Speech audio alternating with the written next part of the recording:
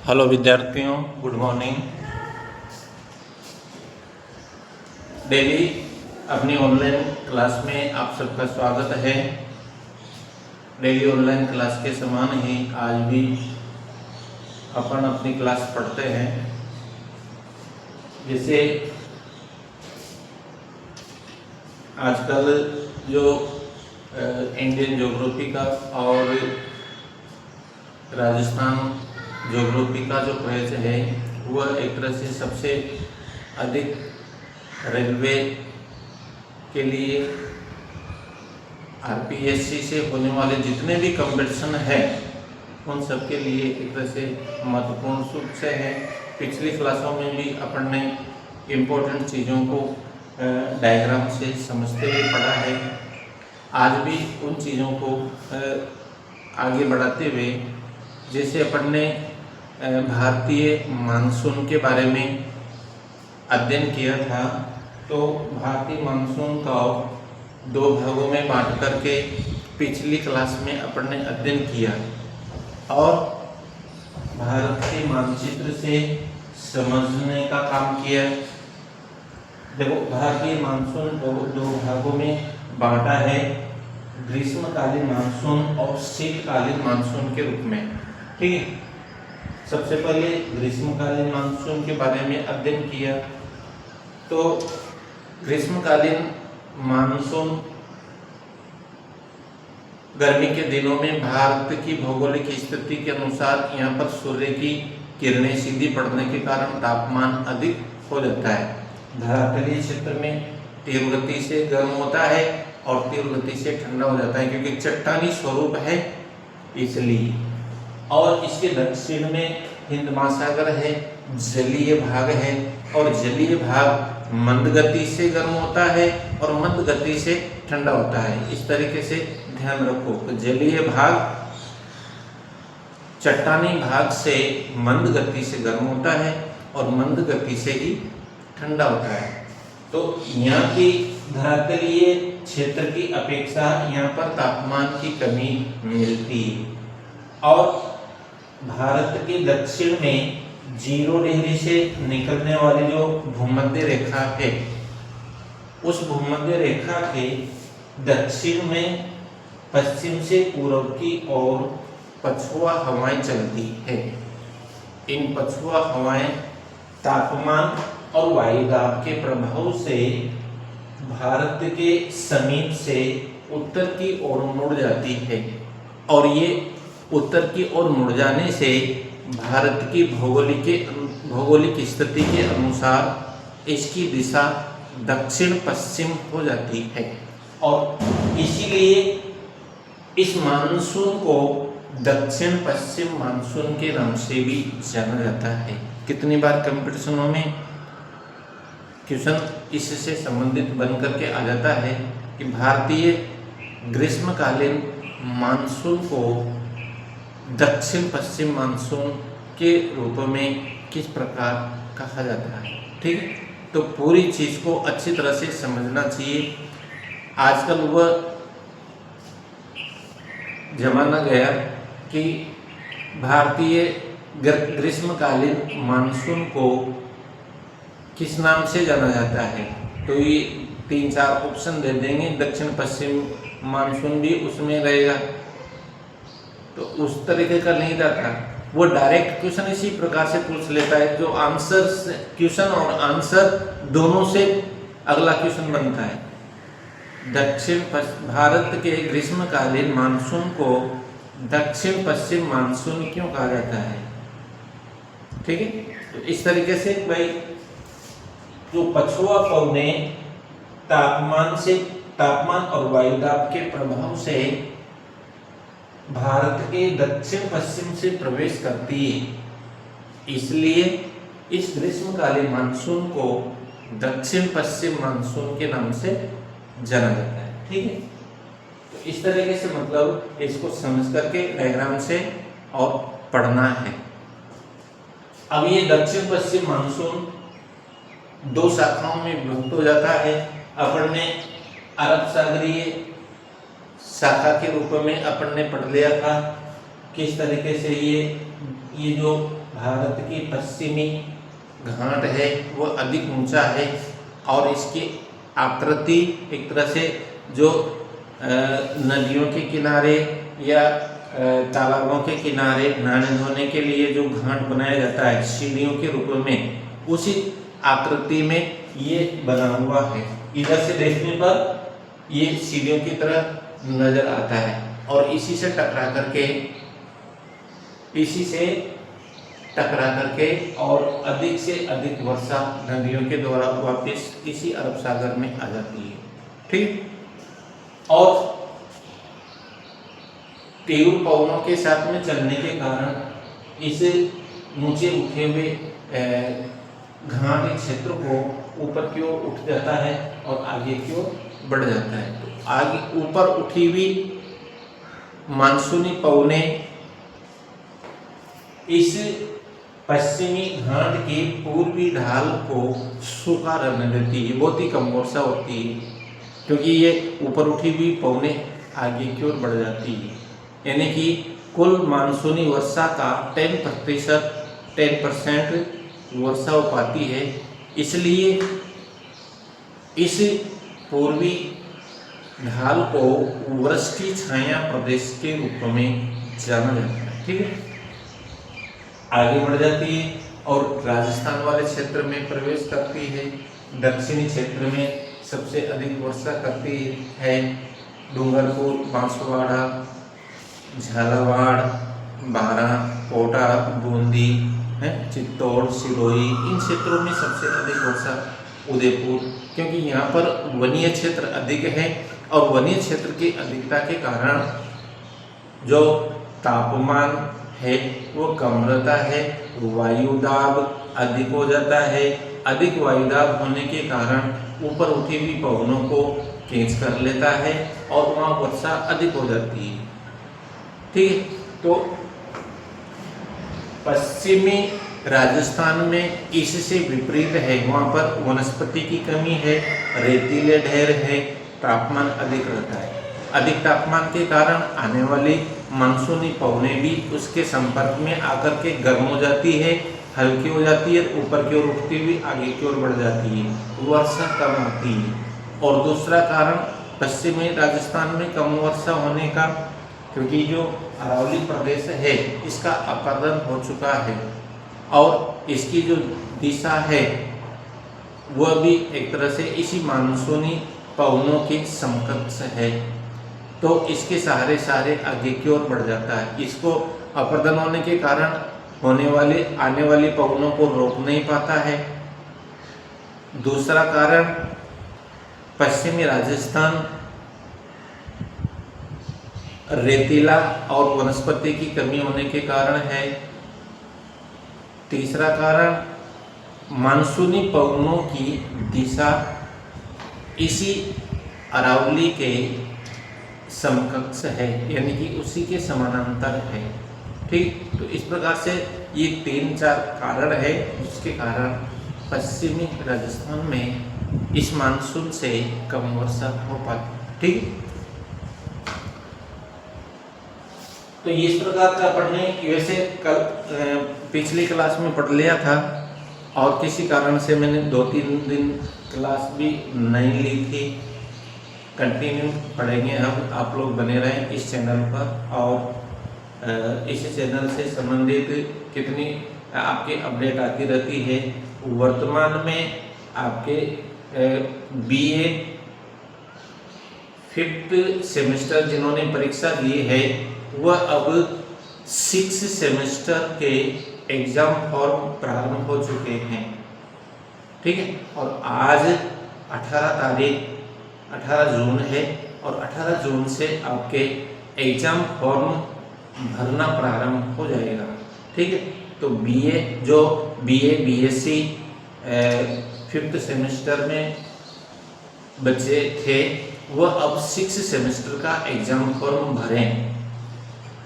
Date का पूरा ध्यान रखें, लास्ट डेट कितनी है, सब्जेक्ट वगैरह को अच्छी तरह से देख लें, अपने नाम और पिताजी के नाम के स्पेलिंग को अच्छी तरह से देख लें, मेल फीमेल को अच्छी तरह से देख लें, तो इस तरीके से मतलब आपका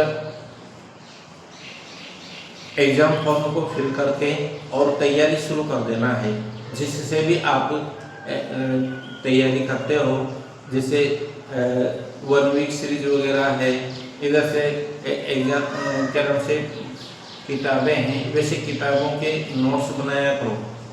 अगर आगे बढ़ना है तो किताबों के अच्छे राइटर की अपने संबंधित लेक्चरर से किताबें के नाम और राइटर लिखवा लो और उससे सिलेबस के अकॉर्डिंग सारे नोट्स बनाओ और अच्छी लैंग्वेज में बनाओ, और ताकि उससे डायग्राम सहित अगर मान लो अपन अच्छा लिखते हैं तो आपको ज़रूर अच्छे अंक मिलेंगे, अच्छे परसेंट बनेंगे, आगे भी मतलब आपको बहुत सुविधा रहेगी। ठीक है, तो इस तरीके से ये तो रही अपने अरब सागरीय शाखा के रूप में। दूसरी शाखा बंगाल की खाड़ी की शाखा के रूप में है। बंगाल की खाड़ी की शाखा, इस बंगाल की खाड़ी भारत के पूर्वी तट के सहारे आगे की ओर बढ़ती है। और यहाँ पर जो मेघालय है, मेघालय राज्य, उस मेघालय राज्य के चेरापूंजी नामक स्थान पर आकर के टकराती है। और चेरापूंजी क्षेत्र में, चेरापूंजी एक क्षेत्र का नाम है, चेरापूंजी क्षेत्र में आकर के टकराती है और विश्व की सबसे अधिक वर्षा कर देती है। ठीक है, तो विश्व की सबसे अधिक वर्षा यानी कि 1440 सेंटीमीटर वार्षिक वर्षा होती है चेरापूंजी क्षेत्र में। और एक क्षेत्र है और उस क्षेत्र में अधिक वर्षा होने का क्या कारण है? क्योंकि वहां पर 3 पहाड़ियां हैं और कुंडलीकार आकार में, कुंडलाकार आकार में, मतलब उनकी आकृति है इस प्रकार से ये बनाया है। इस तरीके से मतलब इनकी आकृति है, वह कुंडली बनाई हुई इस तरीके से है, इस तरीके से। इधर से आने वाला जो मानसूनी पवने हैं, इसके बीच में आने के बाद चारों तरफ फंस करके, चारों तरफ टकरा करके सबसे अधिक वर्षा कर देता है। बाकी सभी क्षेत्र में, सभी पूरा चेरापूंजी क्षेत्र में अधिक वर्षा नहीं होती है। उसमें भी एक स्थान का नाम पूछ लेता है कभी कभी, मासिनराम नामक स्थान पर सबसे अधिक वर्षा होती है। ठीक है, मासिनराम नामक स्थान पर, चेरापूंजी क्षेत्र के मासिनराम नामक स्थान पर। ठीक, तो मासिनराम कभी कभी किताबों में मानसराम भी नाम आ जाता है, तो इसकी चिंता न करें, वह चीज एक ही है। बाकी उसका असली नाम मानसराम है, मानसराम। ठीक, तो मानसराम नामक स्थान पर, मासिनराम नामक स्थान पर सबसे अधिक वर्षा होती है और विश्व की सबसे अधिक वर्षा होती है। और यहाँ से टकराने के बाद देखो, यहाँ पर कुंडलाकार आकृति की तीनों पहाड़ियों के नाम भी पूछ लेता है। कौन कौन सी है? गारो, खांसी और जयंतिया। गारो, खांसी और जयंतिया, साथ के साथ आप नोट भी करते रहना। इन पहाड़ियों के का नामकरण किसके आधार पर किया गया? यहाँ पर निवास करने वाली जनजातियों के आधार पर। खासी जनजाति का नाम है, ठीक है, जयंतिया जनजातियों के नाम है, और इसी के आधार पर मतलब यहाँ पर इसका नामकरण किया गया है, क्योंकि इन पहाड़ियों पर जनजातियाँ, आदिवासी लोग निवास करते हैं। यहाँ से टकराने के बाद में इस मानसून की 2 उपशाखाओं में बढ़ जाती है, 2 उपशाखाओं में बढ़ जाता है ये मानसून। एक तो पूर्वी शाखा के रूप में, इसकी ये पूर्वी शाखा के रूप में चला जाता है, जिसमें म्यांमार, बांग्लादेश और भारत के पूर्वी जो राज्य हैं उनमें अधिक वर्षा कर देता है। और दूसरी शाखा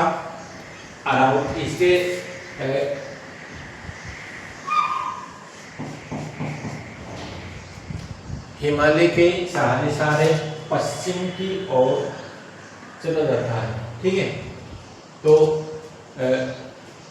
झारखंड, बिहार, उत्तराखंड ऐसे क्षेत्रों में, इधर से हिमाचल प्रदेश, जम्मू कश्मीर ऐसे क्षेत्रों में एक तरह से हिमालय के सहारे सहारे आकर के और सबसे अधिक वर्षा कर देता है।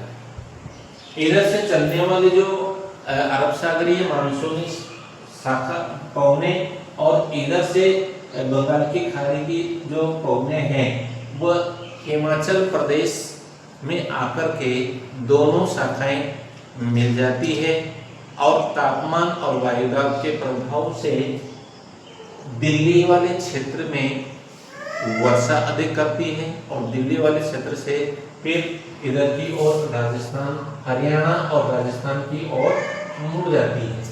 हरियाणा और राजस्थान की ओर मुड़ जाती है और राजस्थान के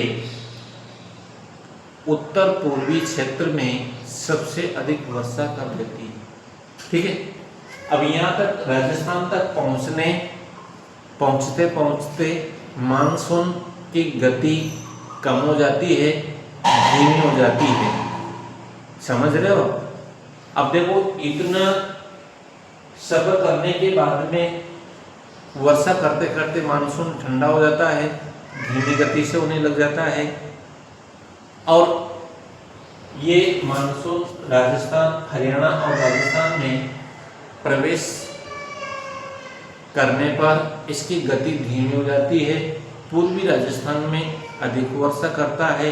अब धीमी गति से चलने वाला जो मानसून है वह इस अरावली की जो दिशा है दक्षिण पश्चिम से उत्तर पूर्व की ओर, इस अरावली को भी ये पार नहीं कर पाता है। क्या कारण है?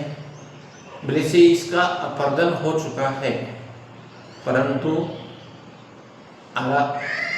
ये बंगाल की खाड़ी की मानसूनी पवने हैं वह बिल्कुल धीमी गति से चलने लगती है और इतनी धीमी गति से हो जाती है कि इस अपर्दित अरावली को भी लांघ करके पश्चिम की ओर नहीं जा पाती। और सुन लो और समझ लो, बंगाल की खाड़ी की मानसूनी पवने इतने सफर करने के बाद में धीमी गति हो जाती है इनकी, और धीमी इतनी हो जाती है कि अरावली जो अपर्दित हो चुकी है बिल्ली से, बाकी इसको भी एक तरह से ये लांघ करके पश्चिम की ओर नहीं जा पाती है और पूर्वी ढाल से टकरा करके राजस्थान के पूर्वी क्षेत्र में ही सबसे अधिक वर्षा कर देती है। अब आपसे ये पूछा जाए कि कौन से मानसून द्वारा राजस्थान के उत्तर पूर्वी क्षेत्र में सर्वाधिक वर्षा होती है, तो बंगाल की खाड़ी के मानसून के द्वारा। और राजस्थान के दक्षिण और दक्षिण पूर्वी क्षेत्र में सर्वाधिक वर्षा होने का इस अरब सागरीय मानसून के द्वारा। ठीक है, तो इस प्रकार की प्रक्रिया पूरी डायग्राम से मैंने आपको समझाने की कोशिश की है। कोई चीज़ समझने में नहीं आए, आवाज़ स्पष्ट नहीं आए, किसी भी कारणवश आपके कोई टॉपिक छूट गया हो, कमेंट्स में लिख दिया हो। ठीक है, और पूरा मैंने इस प्रकार से आपको समझाने की कोशिश की है। तो अगली जो क्लास में आपको ये अरब सागरीय और बंगाल की खाड़ी के मानसून के बारे में और अच्छी तरह से विस्तृत रूप में समझने की कोशिश करेंगे। आप लोग इस चैनल से बने रहें, अधिक से अधिक दोस्तों को इस चैनल से जोड़ें, शेयर करें, सब्सक्राइब करें। ठीक है, और आजकल जो एडमिशन की प्रक्रिया है, अपने टैगोर पीजी महाविद्यालय में बीए, बीएससी और एमए में एडमिशन चल रहे हैं। जो भी बच्चे एडमिशन लेने के इच्छुक हैं, जिनका एडमिशन कहीं नहीं हुआ है या फिर बीए की गवर्नमेंट लिस्ट में वेटिंग में है, वे बच्चे हताश न हो, किसी प्रकार की ओबलेस होने की आवश्यकता नहीं है। आप टैगोर कॉलेज में आए और रेगुलर आपका एडमिशन हो जाएगा, ठीक है। तो बीए, बीएससी और एमए में आप लोग एडमिशन ले सकते हैं जिन्होंने बीए कंप्लीट कर लिया है, ठीक है। और बीए कंप्लीट होने वाले अपने ज्योग्राफी में, हिंदी में और पॉलिटिकल में यहाँ पर पहले से ही एमए है। बाकी अब समाजशास्त्र और उर्दू में भी एमए होने लगा है। तो बीए कंप्लीट करने वाले बच्चे भी एक तरह से एमए में रेगुलर एडमिशन ले सकते हैं। तो इस तरीके से मतलब जो ऑनलाइन जो क्लासें अपने चलती है वह प्रैक्टिकल से संबंधित, इधर से थ्योरेटिकल से संबंधित कितने प्रकार की कॉलेज में होने वाली एक्टिविटीज़ को अपडेट रूप में आपको आप तक पहुंचाने की कोशिश करता हूं। आप लोग बने रहें, बड़ों का सम्मान करें और अपने क्षेत्र को हरा भरा और स्वच्छ बनाए रखें। धन्यवाद।